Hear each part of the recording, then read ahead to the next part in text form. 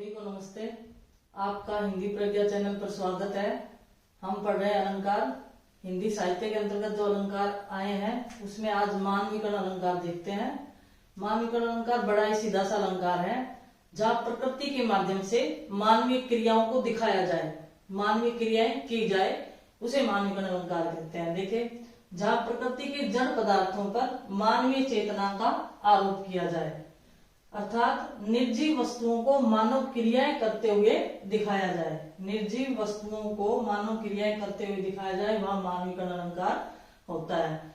यानी कि जो प्रकृति की जो चीजें हैं, जैसे फूल हंस रहे हैं, तो हंसना काम किसका है? मनुष्यों का है। ये सीधा सा उदाहरण अगर हम देखें तो जैसे फूल हंसते हैं, फूल फूल हो गया, ये तो फूल हंसते हैं, हंसते हैं। नदियां गाती है, ये भी इसी का है, हंसना गाना, जो नदियां गाती है। तो ये किसके उदाहरण है? मानविकरण के उदाहरण है। फूल हंसते हैं, ये फूल हो रहा है,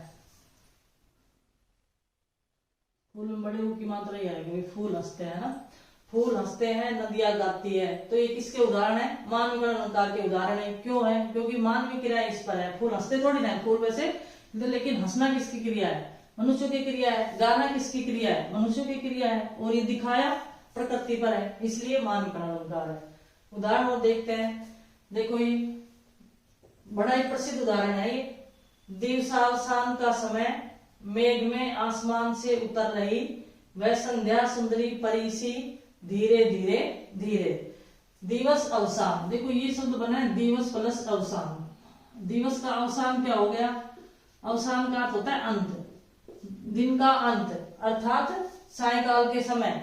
इस दिवस अवसान से शब्द बना है, दिन का अंत हो रहा था, अर्थात संध्या का समय हो रहा था। मेघ में आसमान से उतर रही, मेघ में बादलों से युक्त, मेघ में क्या होगा अर्थ? बादलों से युक्त, आसमान से उतर रही वह संध्या सुंदरी परीसी। संध्या को, सायंकाल के समय को सुंदरी बताया, परी के समान बताया। परीसी और सुंदरी दो विशेषण शब्दों का प्रयोग किया। किसके लिए? सायंकाल के समय को, यानी कि एक नायिका के रूप में से चित्रित कर दिया गया है। संध्या वैसे तो समय, यहाँ पर किसी नायिका का नाम नहीं है, ये शाम के समय का चित्रण है।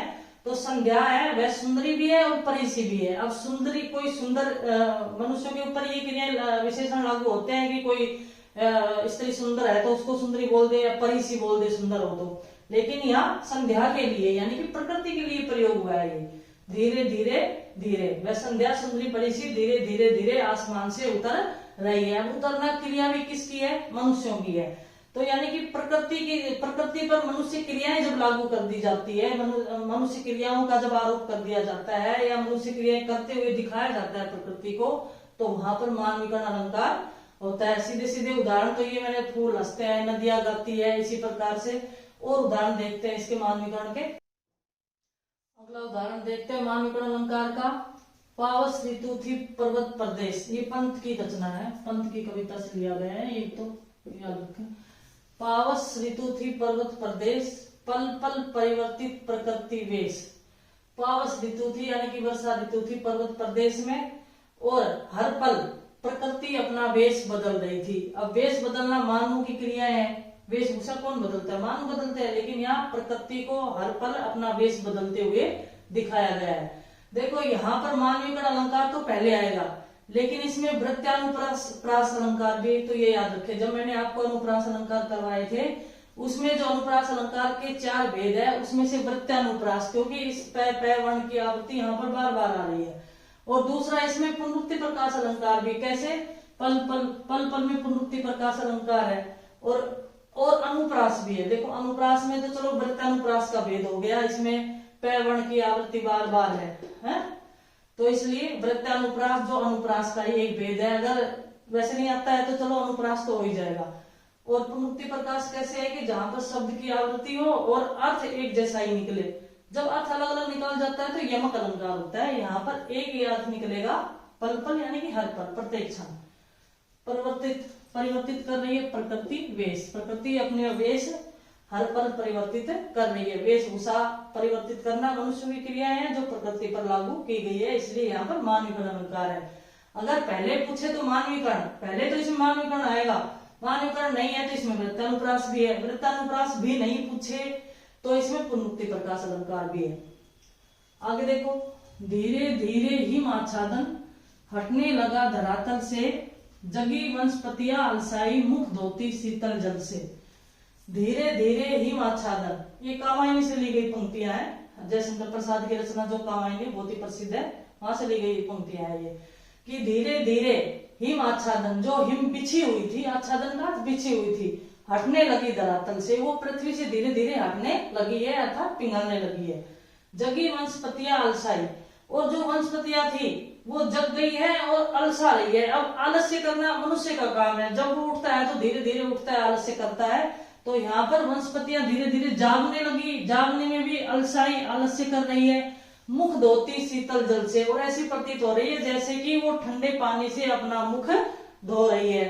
अब मुख धोना, शीतल जल से मुख धोना भी क्या है, मानव की क्रियाएं है। जगना भी मानव की क्रियाएं है, अलसाना भी, आलस्य करना भी मानव की क्रियाएं हैं।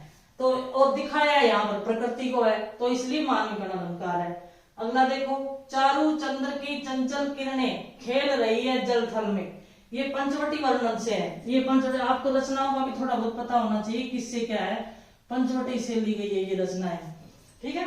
ये लाइन है, चारु चंद्र की चंचल किरणें खेल रही है जल थल से, स्वच्छ चांदनी बिछी हुई है अम्नी और अंबर तल में।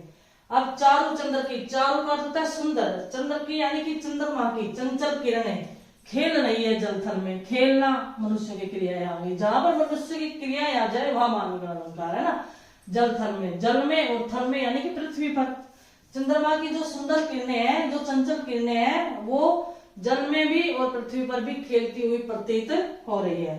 स्वच्छ चांदनी बिछी हुई है, और वह स्वच्छ चांदनी कहाँ कहाँ पर बिछी हुई है, अवनी यानी कि धरती पर, और अंबर यानी कि आकाश में बिछी हुई है चंद्रमा की स्वच्छ किरणें। तो इस तरह से यहाँ पर मानवीकरण अलंकार है, जहां पर मनुष्यों की क्रियाएं करते हुए दिखाया जाए प्रकृति को, वहां मानवीकरण अलंकार। एक दो उदाहरण और देखते हैं इसमें। अगला उदाहरण देखते हैं मानवीकरण अलंकार का। कली से कहता था मधुमास, बता दो मधु मदिरा का मोल। कली से, मधुमास का अर्थ होता है बसंत ऋतु, मधुमास का अर्थ क्या होता है, बसंत ऋतु, बसंत ऋतु। कली से यानी कि कलियों से, कली क्या होती है, जो पुष्प नहीं बने होते हैं, छोटी छोटी कलियां शुरू में आती है तो वो कलियां कहलाती है। तो कली से कहता था मधुमास, बता दो मधु मदिरा का मोल।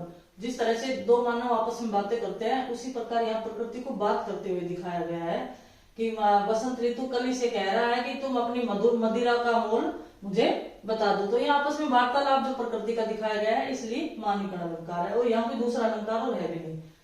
मधु मदिरा में वैसे मैं वर्ण की आवृत्ति है, और यहाँ भी मैं वर्ण की आवृत्ति है, तो ये अनुप्रास तो हो सकता है और कोई दूसरा नहीं है। लेकिन पहले मानवीकरण, मानवीकरण नहीं हो तो फिर हम अनुप्रास पर आएंगे, ये विशेष ध्यान रखें। अब की बार जो 10वीं का पेपर हुआ उसमें कनक कनकते सोगुनी बड़ा ही सीधा सा अलंकार था, और बच्चे उसमें करियाए कि वो अनुप्रास है, क्योंकि उसमें शब्द की आवृत्ति हुई थी। शब्द जब शब्दों का अर्थ भिन्न भिन्न होता है तो वहां पर यमक अलंकार होता है, लेकिन वो वर्ण देख करके करिया है, जो कि बहुत ही प्रसिद्ध उदाहरण है यमक अलंकार का।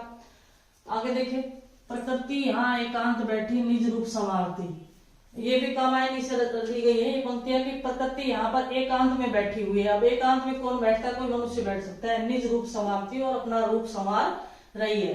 प्रकृति यहाँ एकांत बैठी हुई है और अपना स्वरूप या अपना रूप संवार रही है। तो ये रूप संवारना या एकांत बैठना मनुष्यों की क्रियाएं हैं, और ये प्रकृति पर लागू की गई है, इसलिए यहाँ पर मानवीकरण अलंकार है। अच्छे से आपको ये अलंकार समझ में आया होगा। इसके बाद एक अलंकार आपका और 12वीं क्लास में बचा, वो करवाते हैं। धन्यवाद।